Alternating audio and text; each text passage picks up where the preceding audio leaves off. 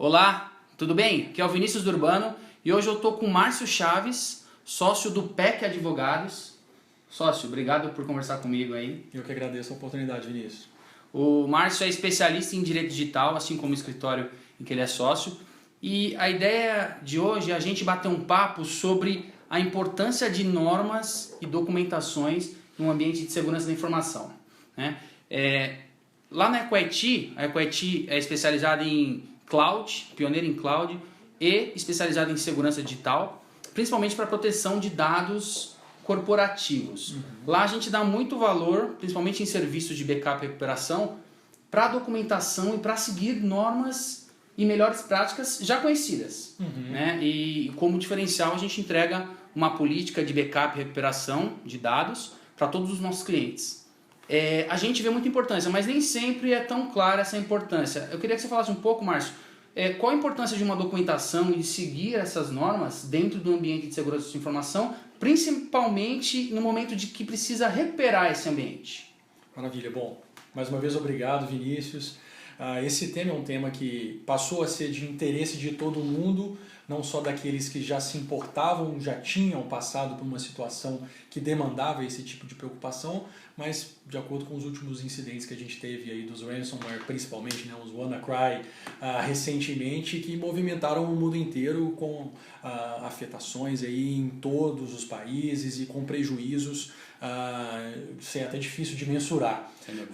Toda essa preocupação, né, na utilização de ferramentas, na utilização de normas e de rotinas para poder, num incidente desse, conseguir ter um impacto mínimo no seu funcionamento do negócio, e impacto a gente fala em tudo, né, tanto financeiro quanto até mesmo organizacional.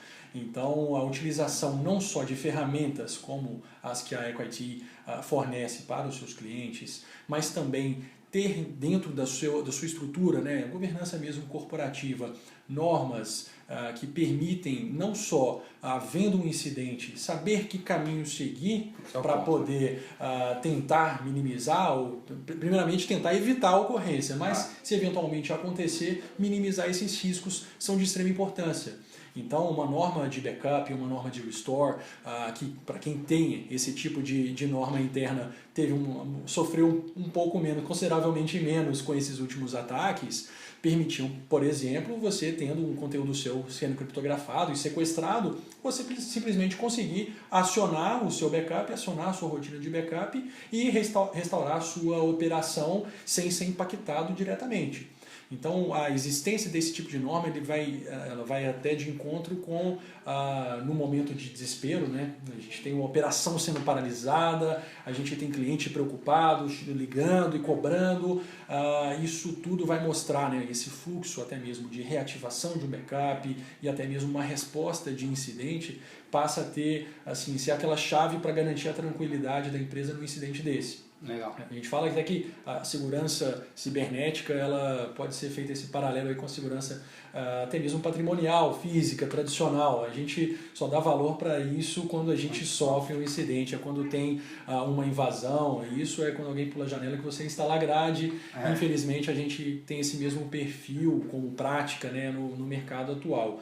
Aquelas empresas que já sofreram com isso, que já têm uma preocupação maior, sem dúvida já estão preparadas nesse aspecto. E soluções tecnológicas aliadas a boas práticas de governança corporativa, e aí a gente fala tanto de cumprimento de legislações específicas, melhores práticas do mercado e até mesmo normas técnicas, são de essencial forma, né, de se evitar esse tipo de prejuízo. Legal. E você acha que esse tipo de norma, esse tipo de política, esse tipo de documentação é aplicada só para grandes empresas? Porque grandes empresas normalmente se preparam mais, né? Pelo menos culturalmente se preparam mais. Ou você acha que faz sentido também para pequenas? E por quê? Isso acontece só com grandes ou só com pequenas? Como que é isso para você?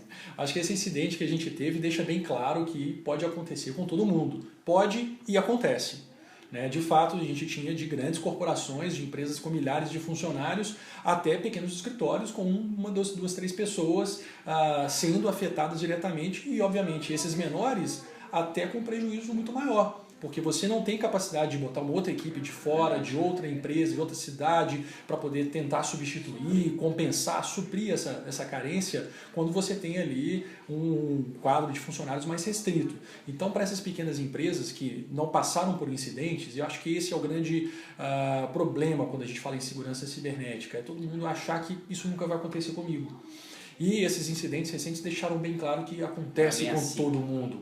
E o fato de você ser pequeno não é o suficiente para você deixar de se preocupar. Pelo contrário, você pode até ser alvejado com mais facilidade. Né? O bandido ele vai tentar assaltar a casa que está sem a grade, que está sem o cachorro, que está sem a grade, a cerca elétrica. Né? E a mesma coisa acontece no ambiente digital. Ele vai, né, o cyber hacker, ele vai tentar fazer esse tipo de invasão, de acesso não autorizado, enfim, de sequestro de dados, a partir do momento que ele identificar uma fragilidade. Então, ter esse tipo de postura, né, uma devida existência de normas internas à empresa e soluções tecnológicas para garantir esse tipo de proteção passa a ser essencial para todo tipo de empresa. Legal. É uma coisa que eu sempre falo para os nossos clientes, e principalmente para potenciais clientes que ainda estão começando a entender isso, é que não é porque você está se baseando em uma norma ISO 27001, por exemplo, que é uma norma gigante de segurança da informação, que só se aplica para grandes. Ali existem coisas que se aplicam para cada detalhe ali, né? Por exemplo, você perdeu o seu primeiro dado de backup, o seu primeiro backup, onde está o outro? Ou em que distância está o segundo backup? Aí vem o backup em nuvem, né? Então, quer dizer, não é porque você tem uma norma, uma política de backup que você quer tirar uma certificação de ISO. Mas sim você vai utilizar a experiência de outras empresas e o que já se viu como melhores práticas para aplicar num negócio qualquer, né? Faz sentido para você? Tem alguma coisa? Com certeza, assim, as normas técnicas, elas existem para poder dar uma orientação sobre as melhores práticas e aquilo que já foi, obviamente, objeto de alguns incidentes e aprendizado de alguns anos. É a teoria baseada em práticas diversas. Com certeza. Né? E assim, a preocupação que a gente tem para se certificar é lógico que é um diferencial de mercado. A pessoa, a empresa se certifica para mostrar que ela tem uma maturidade naquele aspecto, no caso das ISO 27000, com relação à segurança da informação. Mas mais do que isso, mais do que ostentar um selo, ostentar esse diferencial, é o resultado prático disso, que é você realmente não se abalar financeiramente, economicamente e até mesmo emocionalmente quando você tem esse tipo de incidente. Legal. E você tem uma ideia mais ou menos de quanto custa para uma empresa se recuperar de um incidente de segurança cibernética, né?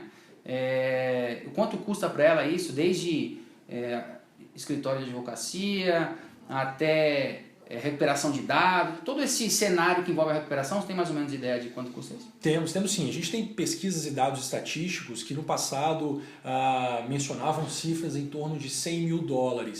E isso já é assim, altamente expressivo. Mas dados mais recentes, como por exemplo de uma pesquisa do Ponemon Institute, a gente tem um levantamento médio no Brasil, né, de custos envolvendo um incidente de vazamento de dados, girando em torno de $1,5 milhões. Caramba! Isso no Brasil, uma média, no Brasil, que é inclusive o país que tem o custo mais baixo do ranking. Putz.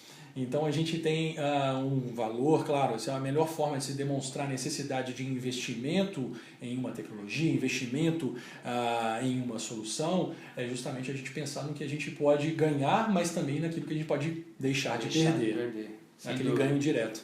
Quer dizer, então a documentação, se fosse dar o peso, assim, a gente, na nossa solução da Equity, por exemplo, de proteção de dados, a gente tem serviço, tecnologia e documentação.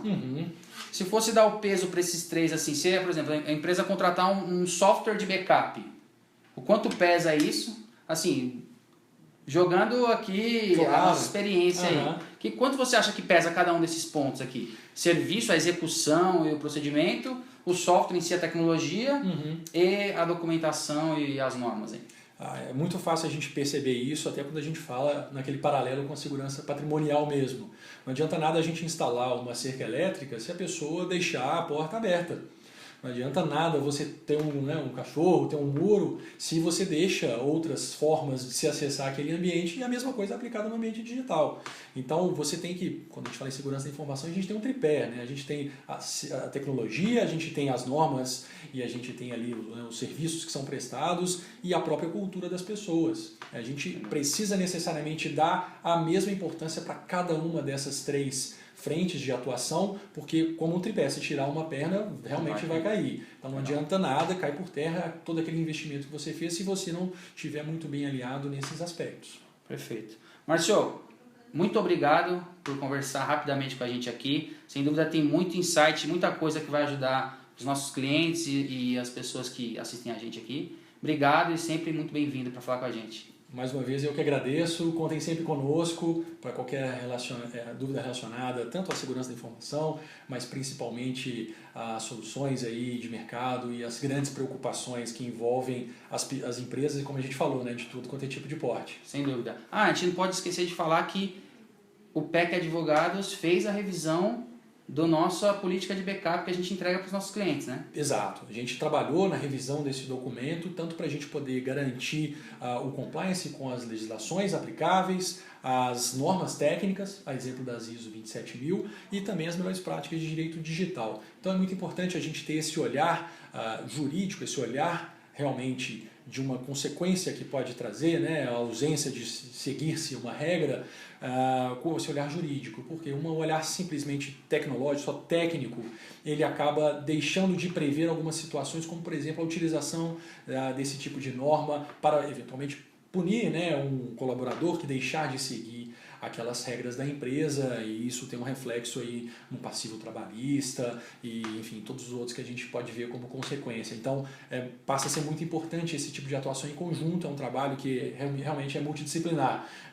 Uma pessoa só, um segmento só, não tem como cobrir todo esse espectro amplo de soluções. A blindagem, ela exige esse padrão e esse perfil multidisciplinar mesmo. Legal. Muito obrigado mais uma vez. Eu que agradeço. Obrigado, Vinícius.